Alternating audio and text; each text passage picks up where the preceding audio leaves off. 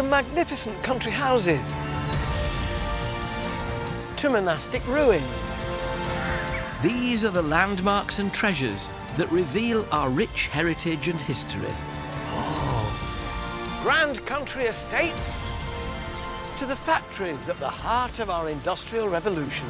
These are the buildings, landscapes and stories that uncover Britain's amazing past. It really is living, breathing, isn't it? From the wilds of Snowdonia to the dramatic Dorset coast, join me and a host of celebrities with a passion for the past as we explore the riches, treasures and secrets of one of our most loved institutions, the National Trust. From the prehistoric... I have never found anything like this. ...to the present day. Congratulations! The Trust has given us behind-the-scenes and below-stairs access... Are we going right to the ground?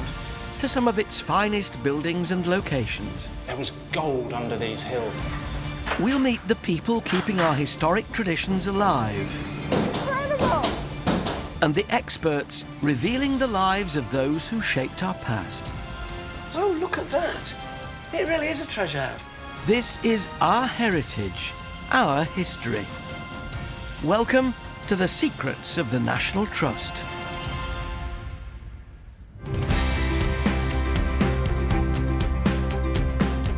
Today we're taking you inside one of the world's first factories, Quarry Bank Mill in Manchester. It opened in 1784 and operated continuously for 175 years, producing vast quantities of cotton thread and fabric. Now a working museum, visited by almost 200,000 people a year, Quarry Bank is one of the best preserved textile mills in the world, giving us direct access to our manufacturing heritage. We'll be taking you back in time. To meet the people, many of them as young as 9, at the heart of the Industrial Revolution. And exploring other turning points in our history. Oz Clarke gets hands-on with the weaponry at the heart of a military revolution, the English Civil War. That's fantastic. Dan Jones joins an archaeological dig, revealing the secrets of a long-lost culture. This actually looks rather like a sort of kind of dragon's claw. And John Culshaw uncovers the bizarre habits of an aristocratic playboy who upset the status quo. Unleash Bimbo the dog-faced baboon, that'll give him something to think about. But first, I'm seeing where Britain's manufacturing industry began.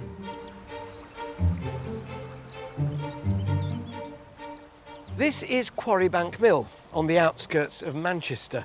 In the 18th century, this cotton mill was one of the largest factories on earth at a time when the very idea of a factory was a radical new concept. For centuries, cotton production had taken place in people's homes. It was low-tech and labour-intensive. But by the 1780s, technology was transforming the spinning and weaving of cotton. Belfast-born Samuel Gregg was at the forefront of this change, investing in cutting-edge machinery to produce cotton on an unprecedented scale. And the mill's picturesque location, 11 miles outside Manchester, was no accident. It was chosen because of this, the River Bollin. Long before steam engines, it was water that kick-started the Industrial Revolution. This is the heart of the factory, and in many ways the heart of the Industrial Revolution.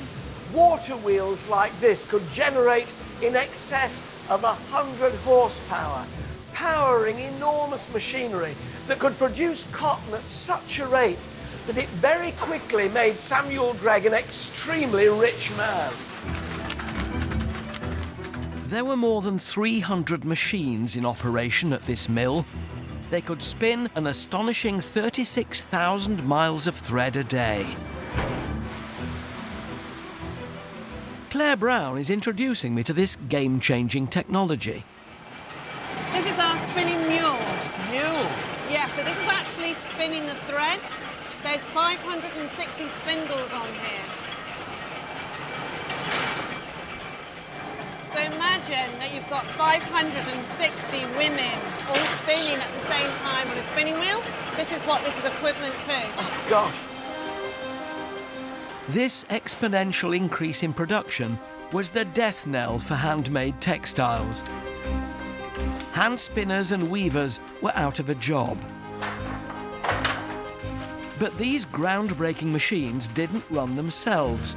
They needed an army of mill workers to keep them running round the clock.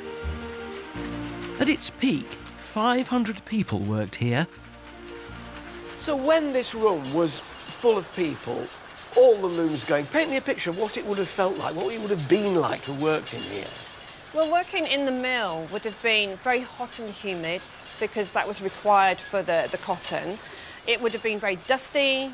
We're talking long hours, people working till, for 12 hours or more. So it would be relentless. It's very repetitive work, very, very tiring. Conditions were brutal. Even more so when you learn that nearly half these mill workers were children, risking their lives around dangerous machines. This was indeed the dark side of industrial progress. Quarry Bank Mill has sat here on the River Bollin for more than 230 years. It was one of hundreds of cotton mills at the forefront of the Industrial Revolution, churning out thousands of miles of fabric every year, helping to turn Britain into an industrial powerhouse. But beyond the impressive mechanics and deafening noise, there's a heart-rending story of the people who worked here. Most of them unskilled and unpaid, who were prepared to work in dangerous and difficult conditions in return for food and board. So began a generation of child factory workers. Some as young as 9. Claire Brown is an expert on their working conditions. Were they well paid? I think the simple answer to that is no. If you're a child, you don't get any money. What you get is a roof over your head and food. So that was it. So it was virtually slavery. Euphemistically called apprentices, these children were at constant risk of injury from the dangerous machines they worked around. The worst machine to work with is actually the carding engine. If your hand feeds in with the cotton, then it's called degloving because it strips your hands of flesh and skin. So it's like taking a glove off. Oh, it's my taking your skin off. goodness! Shivers down my spine. But the most notorious machine was the spinning mule. It's a sort of nightmarish machine, really. I find it very scary, all these cogs. And it must have been very dangerous to operate, wasn't it? It was definitely very dangerous. I mean, you would have 5 people working in here, so you'd Along have this row. You'd have your mule operator who was looking after several mules, but then he would employ what were called piecers. So they would be men who mended the broken ends. So you might have 2 of those, and then you would have small pieces as well, which could be children. Now they would be piecing up, they were mending the ends by walking back with the machine, so that's very dangerous. If you tripped up. Well, it would literally run over you. Goodness. I'm having a go, thankfully with the machine stationary. So they're the broken ones? Yeah, so we have 2 broken ends here, so you need to find the thread first of all, and you're going to piece that by twisting the 2 together. Like so. So now they're joined on, and they would have done that while it was moving? Yes, they would.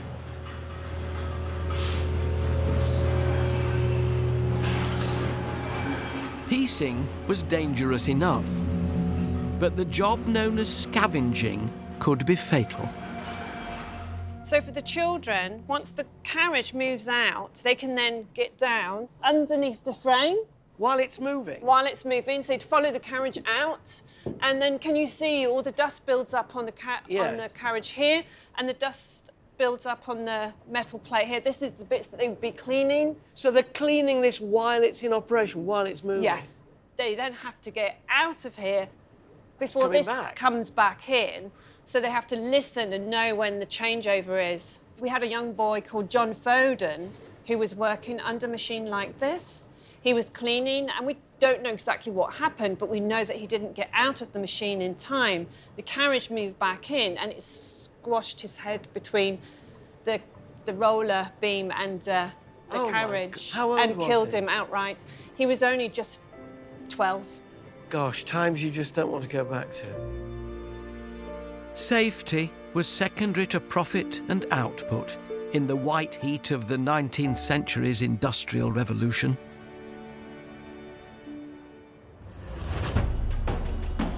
Centuries before, a more violent age had left battle-scarred castles in the wake of previous attempts to upturn society. Dunster Castle on the Bristol Channel in Somerset was witness to the most ambitious of these uprisings, the English Civil War. Wine expert and amateur historian Oz Clarke headed there to reveal its part in this 17th century military revolution. This is the perfect site for a castle. Impregnable, impenetrable. It still stands magnificent. The first stone castle here was built just after the Norman conquest, one of the original Motte and Bailey castles. Dunster's gatehouse is all that remains of the 12th century castle, and this has borne witness to some of the bloodiest scenes in the castle's history, never more so than during the English Civil War.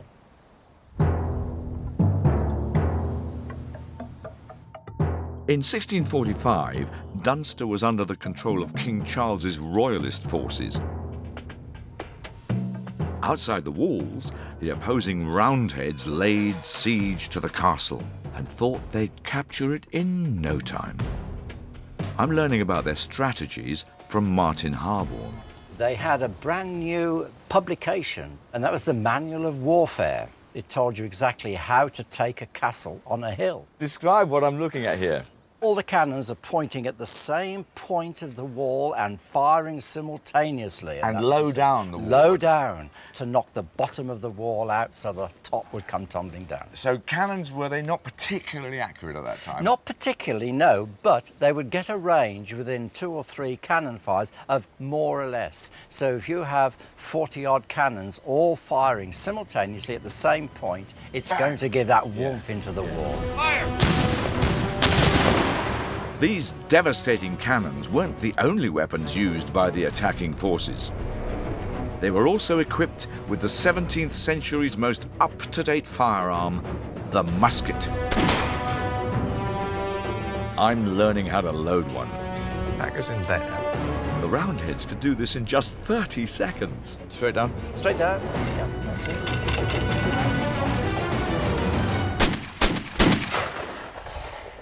That's fantastic. Hundreds of soldiers armed to the teeth with muskets and cannons, swarming towards the castle. This looks like a one-sided fight, but it wasn't. Inside Dunster, they had decided to fight dirty with a secret weapon. A piece of wood.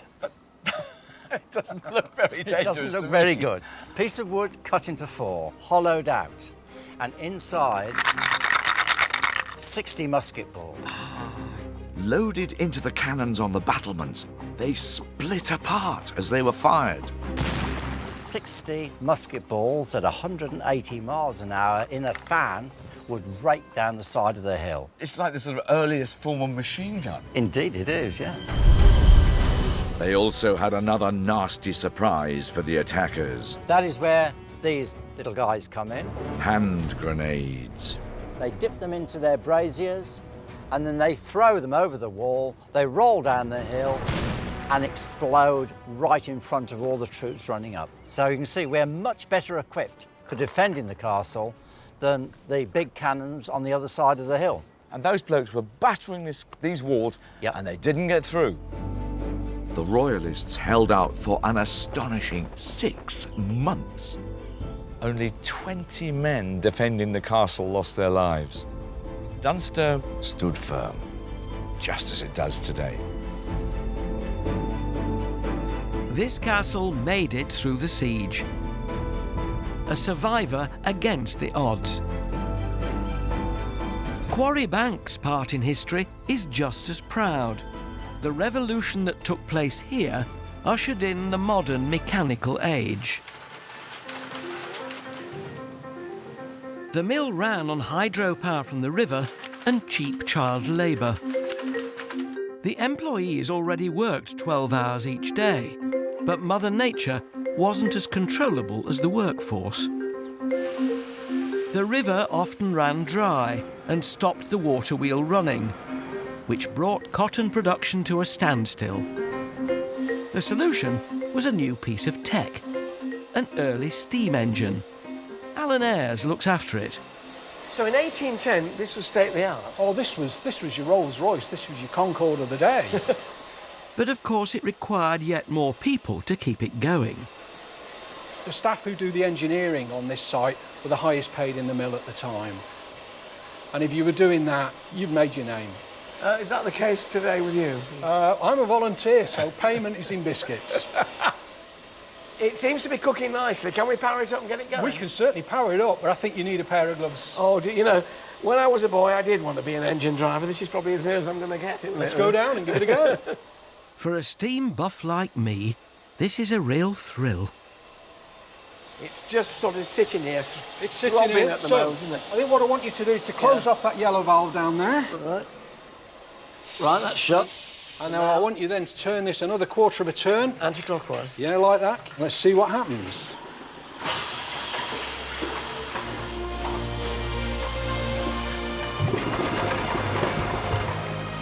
It's moving.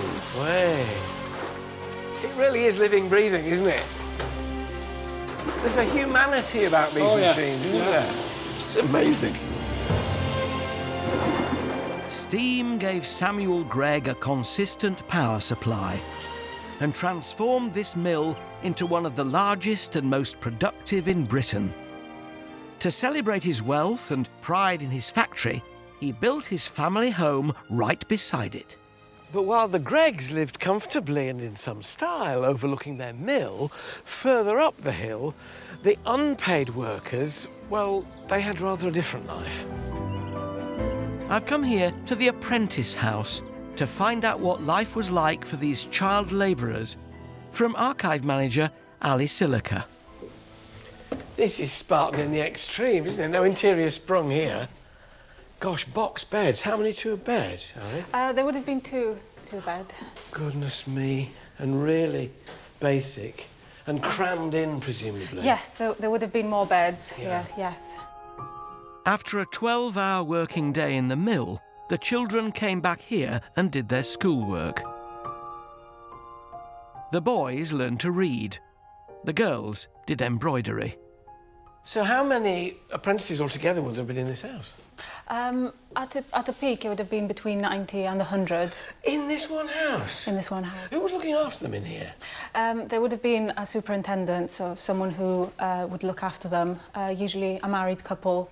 They would buy in the food, ensure that the washing was done. Goodness me, it's just, it feels really kind of austere and chilling almost. Life here was punishing, but hard as it was, it offered children a roof over their heads and gave them a trade that could become a job for life. Poor parents who couldn't provide for their children often applied to send them here. Ali has some poignant evidence. This is a letter which was sent from a man called Peter Jackson, and he's written to the clerk at Quarry Bank, asking if there was any space to bring his two daughters. You're aware that I have two daughters. I know well that the means I have at my disposal will neither feed nor educate them, and I hope to be successful, viz. Of sending them to the apprentice house. So he's obviously on his uppers. He's got no money to look after them. Yeah, he doesn't want his daughters to end up in the workhouse or on the streets of Manchester. So he's prepared to submit them to this. Oh, sir, when I walk through the streets of Manchester and see the hundreds of young girls from 14 to 20 years of age, as common as the dirt under my feet, and as void of shame as the brutes of the field, I cannot guarantee that they shall not come to that. This is just a man who's at his wit's end, isn't it? I'm a father of 2 daughters. This is a father of 2 daughters, and he's sending them to this because that's his only option.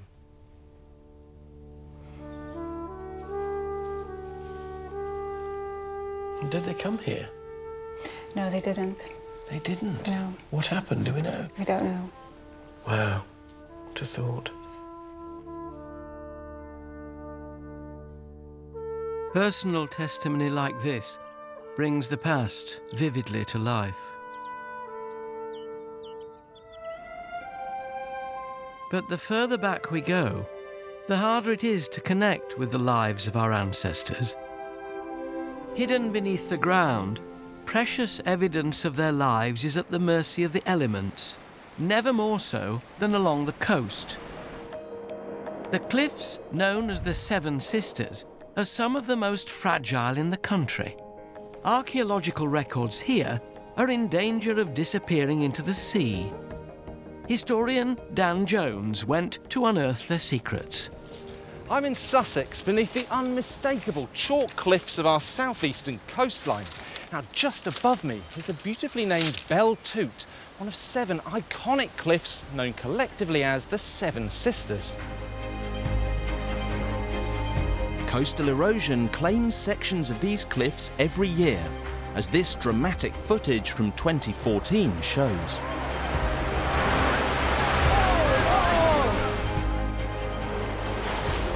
In prehistoric times, this was home to a group of people belonging to the Beaker culture. They lived in a hilltop settlement here. And with each rockfall, priceless evidence of their day-to-day existence is vanishing forever. Which is why the Trust are excavating the site in an archaeological race against time. Tom Dommett has invited me along to see the work in progress at this closed dig. So, when the Beaker culture arrived, what would this place have looked like? Well, 4,500 years ago, this place would have been about 2 kilometres inland. 2 kilometres? 2 kilometres, yeah. That's amazing. The rate of coastal erosion has left us looking at a landscape that is very, very different from that which the people who lived here would have experienced. And presumably, I mean, there's a physical risk, isn't there, that this is all going to fall into the sea? I mean, not next year, but soon. Eventually, we have to accept we are going to lose this site. So it's dig it now or lose it forever. That's it. This is a rare opportunity to excavate a prehistoric site. 60 volunteers are searching for fragments that will reveal the lives lived here more than 4,000 years ago. What's happening here? These little bags are marking the spots of all of the finds, the artefacts that are coming out from this layer. Can we have a look at some? Yeah, let's take a look. Oh, there you go. Wow, this actually looks rather like a sort of kind of dragon's claw or something like that. But what is it? It's a beautiful flint tool, a piece of worked flint. In this case, you can see the sickle shape of it, and you quite rightly hold it in your hand that way. So what might it have been used for? Well, it's a perfect cutting tool, particularly for, say, harvesting grain, harvesting wheat. I'm going to see if I can find anything, with the help of Buffy Bennett, who's already been digging here for a week. Can I have a go? Yeah, of course you can. So am I doing it right? Because I don't seem to have come across anything so far. No. I was expecting instant gratification. It can take hours. It's painstaking work. Finds are few and far between. Have you found anything No, yet? I found absolutely nothing. I mean, I may have swept an entire beaker into the... into the ocean. I mean, I found a tiny fragment here, but I don't know what that could possibly... That's a fragment of chalk. Fragment of Sorry chalk. about this. We're not interested in the chalk, people? No? No. That's a shame. But keep going, you will. Going. You'll definitely find something. The hope is that artefacts will help to confirm the exact date this site was populated. And it seems I've hit the jackpot. Oh, hello. Oh, what's this? You have found a piece piece of pottery. How about that? Where did you find it? Just you must here, mark exactly it. here. Okay, mark it there. Okay. A fantastic piece. A fantastic piece of beaker. That is a nice piece of pottery. Well done. How about that? I'm very Found impressed. some beaker at last. It may not look much, but this is a chunk of one of the pottery drinking vessels that the beakers are named after. Very, I very thought it impressed. was never going to happen. I think you thought it was never going to happen as well. Well, I must I say, could feel everyone around me losing I'm not faith. jealous. I'm normally green. But that, That's the best piece we've found all is week. actually quite isn't nice, it? isn't it? Well, let's bag it up. Bag it up. It turns out I've stumbled on the largest piece of pottery the team have unearthed on the entire site. Beginner's luck. Well done. Now keep digging. Oh, right, okay. no. I thought that was it. No. Oh. I've been incredibly lucky, but everything that emerges from the ground here is adding to archaeologists' understanding of this ancient settlement and the people who lived here.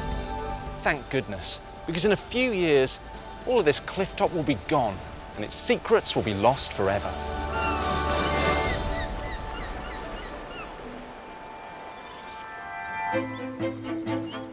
The secrets of 19th century Quarry Bank Mill are better documented and easier to access because the evidence is still here to see.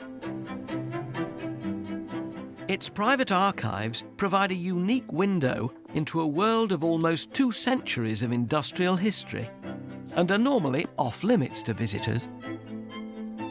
There are more than 16,000 items in the store here, from personal letters and photos to this 100-year-old poster. Oh, rules! Oh my goodness. Any person coming too late should be fined as follows. For 5 minutes twopence, 10 minutes fourpence and 15 minutes sixpence, etc.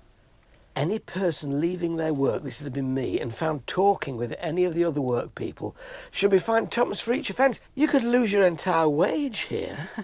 This is a treasure trove for an archivist. Do you open boxes that you don't know what's in? Yes, we're still going through boxes that we have no idea what's in there, and that's what makes it all so special. What have we got here?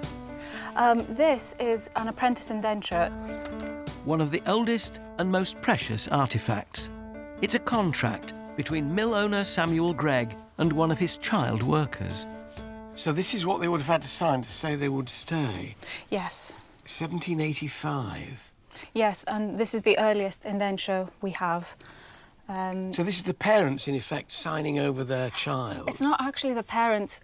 We know that Thomas Royley, who this agreement is made with, came from the workhouse in Stafford. So it wasn't his parents signing him over, it was actually the overseers of the poor. What can we tell about Thomas Royley? Anything from this? Well, we can tell that he was an orphan, or his family couldn't look after him, that's why he's in the workhouse. But also, we can also tell that he can't read or write, because he's just made his mark here, which is just an X, just there. His mark? Goodness. It must have been a scary document for him to put his mark on. It looks, even now, terribly official. Seals down the side. He must have been frightened when he put it, in a way, signing his life away, isn't he? It's real Oliver Twist stuff, isn't it? Thomas Royley and hundreds of other children like him lived and worked here at the sharp end of industrialisation. Throughout this revolutionary period, life was changing fast. Seismic shifts in science were also altering how people thought about the natural world. The beautiful gardens at Biddulph Grange in Staffordshire reflect the Victorian struggle with Darwin's theory of evolution and what that meant for their religious beliefs. Clive Aslett, editor-at-large for Country Life magazine, went to discover how one man set out to explore one of the biggest mysteries of all using gardening. For me, visiting a beautiful garden like this is like listening to a piece of music where different themes and moods unfold as you go through it. But I've never experienced anything like this before. You begin with Italian-style borders, then turn a corner to find an Egyptian temple. 1 minute you're in an English woodland, and the next minute You're 7,000 kilometres away in China. 20 separate areas mimic the appearance and flora of different parts of the world. It's the result of more than 20 years of plant collecting by Victorian horticulturalist James Bateman. He brought specimens from every corner of the globe. There are anemones and acers from the Far East and dahlias from Central America. These have to be the most glorious dahlias I've ever seen. When Bateman was planting them, dahlias were new, so he was really at the cutting edge of horticulture. The result is an international garden with treats at every turn. But what if I was to tell you that all these gardens represent one man's idea of his place in creation? This place was Bateman's attempt to prove the existence of God. The evidence is in an astonishing fossil gallery that was originally the entrance to the garden. Paleontologist Nigel Larkin is restoring it. Nigel, hello. Hello, how are you? Well, this is quite a strange space, isn't it? Holes in the wall here, bits of stone sticking out here. What's going on? Well, this is a unique gallery. There's nothing else like this anywhere in the world. Bateman created this in 1862. And Bateman grew up as someone who's a Christian. He believed in the Bible. Then suddenly all these fossils are being found when people are mining for coal, that kind of thing. As a Christian, Bateman believed that God created heaven and earth in 6 days. But with the discovery of fossils showing gradual evolution over hundreds of millions of years, he had to reconcile his religious belief with the scientific evidence. He started saying that maybe these days in the Bible weren't literal 24-hour days, but periods of time during which these animals, may have evolved, if you like. So he's trying to marry the fossil record with the biblical story in Genesis. Down the gallery, you have days 1, 2, 3, 4, 5, and 6. And then you would actually normally enter the gardens this way. You pass through these days of creation and end up in the Garden of Eden. The world as it is now, you see. Yes. All this was leading to the garden, which was supposed to represent the 7th day of creation, when God rested. Biddulph Grange is a garden of wonder and delight. And how fantastic it is that this is being restored so that future generations can understand James Bateman's thinking. A Victorian attempt to marry religion and science. Its beauty needs no explanation.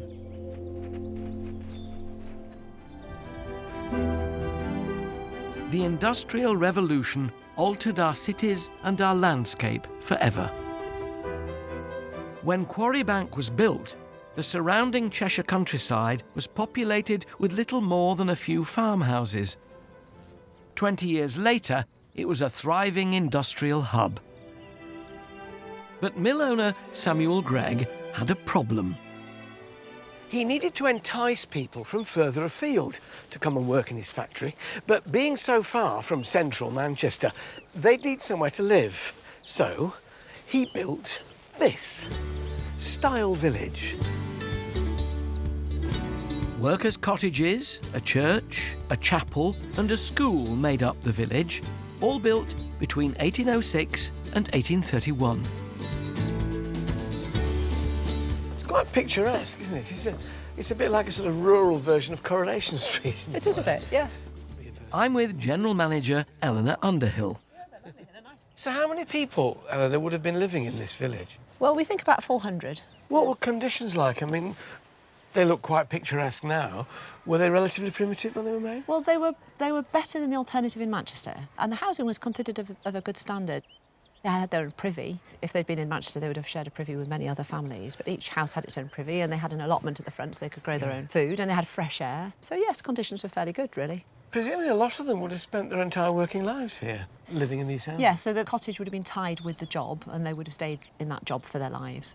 It feels Lovely. There's a wonderful atmosphere. Very peaceful, as you said, very rural. So to be working and living in such an intensely industrial environment, just a walk round the corner back to where you lived, you got peace and quiet. Mill workers lived in these cottages until the middle of the 20th century. Today, most of them have been modernised and are rented out. But one remains untouched. It's like stepping back in time. Oh, this lino brings back memories. Goodness me. Gaslight. Yes. And nobody's lived in here since the 50s. It's not that long ago that we lived like this, is it? Most of us lived like this. So 2 bedrooms upstairs, Yes. scullery, living room. Yes, and somebody might have been sleeping here, depending on the circumstances. So this could have been absolutely crowded then it with could have people. And more downstairs. But most would have been out at work during the day. Right. Probably mother as well. Yeah. In the mill. And this was happening in every single house down this road. Yes. And they were living closely together. And they didn't get away from each other because they were together at work as well. This was a carefully constructed society, where what was good for the mill was also good for the workers. It's a model of benevolence at the heart of many of Britain's grand country estates, where the landowner would support his estate workers. But this wasn't the story everywhere. Tredegar House, near Newport in Wales, was home to a flamboyant character who neglected aristocratic duty in favour of selfish pleasure-seeking.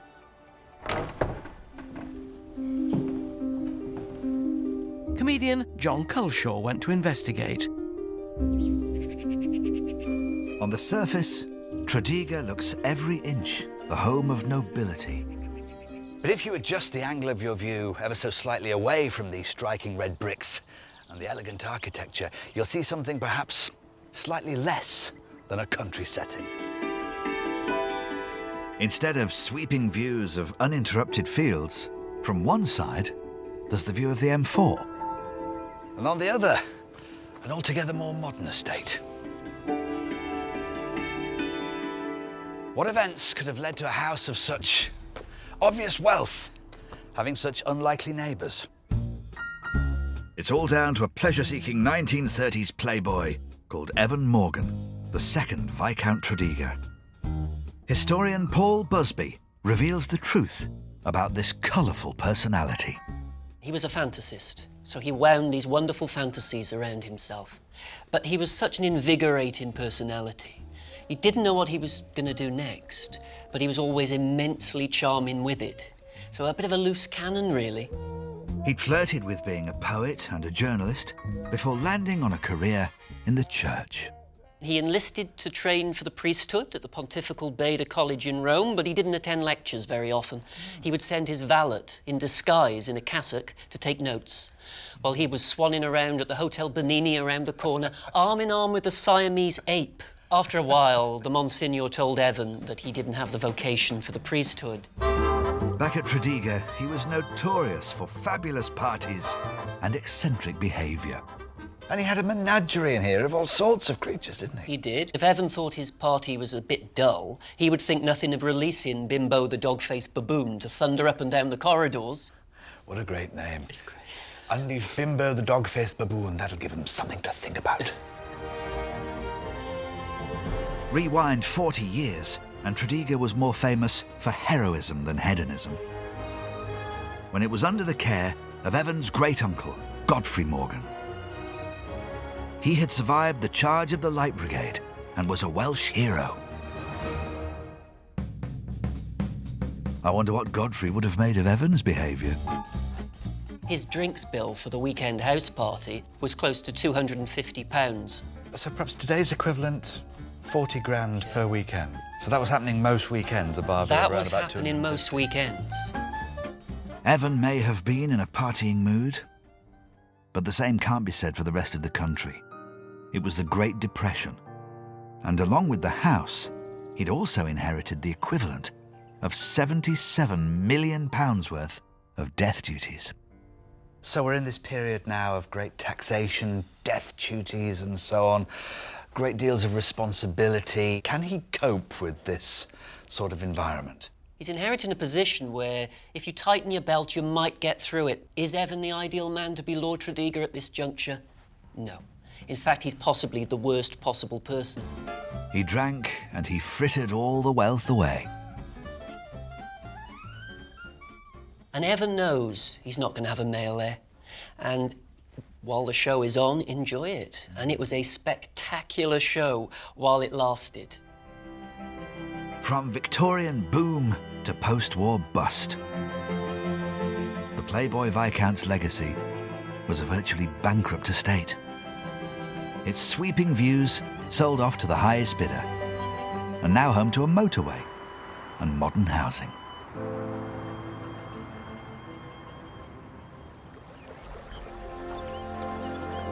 Quarry Bank's glory days were also to recede into history. Under Samuel Gregg's leadership, this mill was at the forefront of cotton manufacturing. But after he died in 1834, the textile industry gradually became a harder and less lucrative business. Quarry Bank continued to work for well over 100 years, but it was becoming a relic. In 1959, the machines finally fell silent.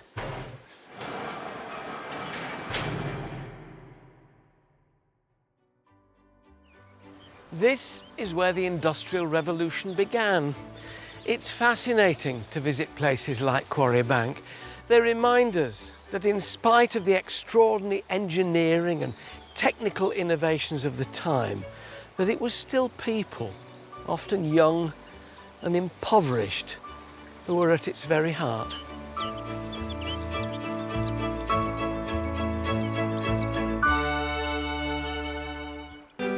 Next time. Ready, able, willing and rubber-gloved. I'm going behind the scenes at Lyme in Cheshire. That's a lot of muck, isn't it? To find out how the owner went from illegitimate son of a maid to lord of the manor. Also, Oz Clarke lends a steady hand. It's so delicate. Restoring a fragile masterpiece. And historian Dan Jones hunts for Welsh treasure. And that is quite a big chunk of gold.